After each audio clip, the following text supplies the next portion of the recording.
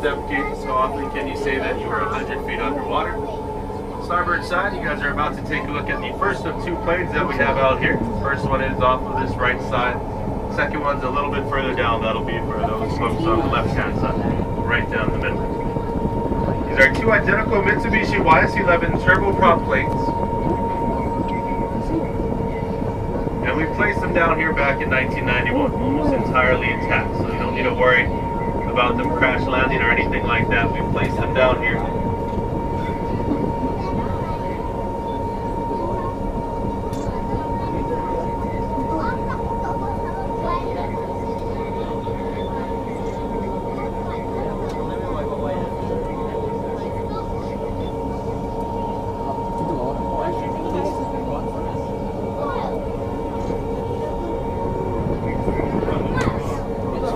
Place these down here, almost entirely intact.